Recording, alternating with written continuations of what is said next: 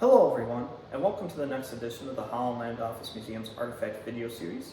My name is Ryan Duffy and I'm the director of the museum. And this week we're going to talk about one of the other Native American leaders who was part of the Iroquois Council that negotiated with Robert Morris and the Holland Land Company, which eventually led to the Treaty of Big Tree and the creation of the Holland Land Purchase. This week we're going to talk about Cornplanter, who was one of the other major chiefs along with Red Jacket, Mary Jemison, Handsome Lake, and others at the negotiations, and was one of the major proponents of signing a treaty that would eventually cede Seneca rights over to the Holland Land Company.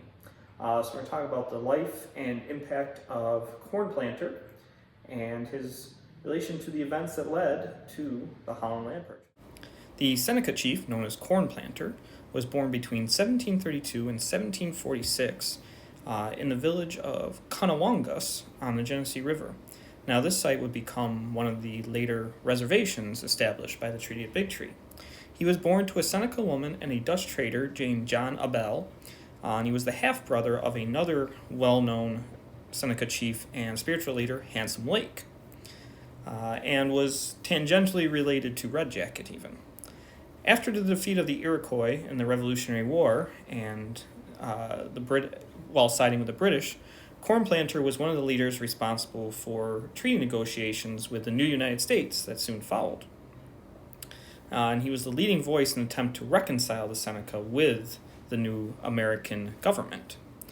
He was in attendance at the treaty signed at Fort Stanwix in 1784, which ceded large amounts of Iroquois land to the new United States, particularly in New York.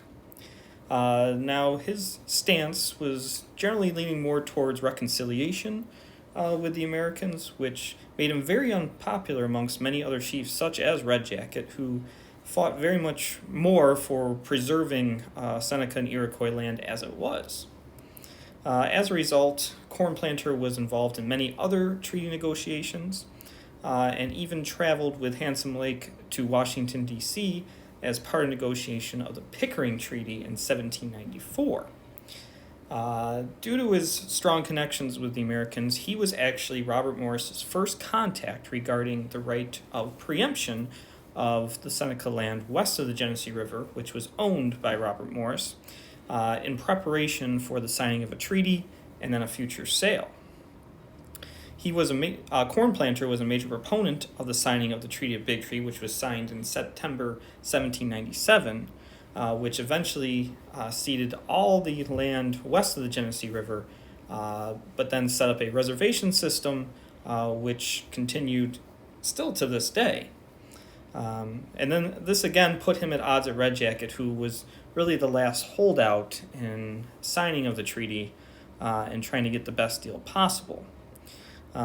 For Cornplanter's easy agreement with the treaty, Morris and the land company gave Cornplanter land in western Pennsylvania, mainly centered around Warren County today, of around 1,500 acres.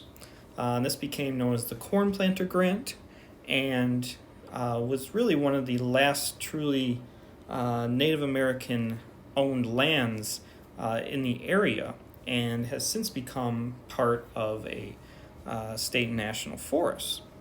Now, Cornplanter would reside on his grant until his death in 1836, but those who moved with him down there lived on the land for quite some time afterwards before it eventually turned over to woodlands. But Cornplanter was one of the major signers of the Treaty of Big Tree and a major Seneca chief of the time, and was really the main voice voting for a treaty with Robert Morris and the Holland Land Company. Well, I hope you enjoyed this edition of our Artifact video series and learned a little bit more about Cornplanter and his impact and importance to the Treaty of Big Tree, as well as the development of Western New York and the ceding of rights of the Seneca to the Holland Land Company. If you've enjoyed this video, be sure to check out the rest of them on our YouTube channel, Holland Land Office Museum. There's over 125 now, so there's plenty of material to check out. If you particularly like any, give them a thumbs up or even subscribe to the channel, as it gets you notified even quicker when we do release new material and helps us out a little bit in the end. But as always, the best way to learn more about any of the topics that we cover in these videos is to stop by the museum for yourself and check out all the artifacts firsthand. And we'll be happy to share even more information than just what's set aside in these videos.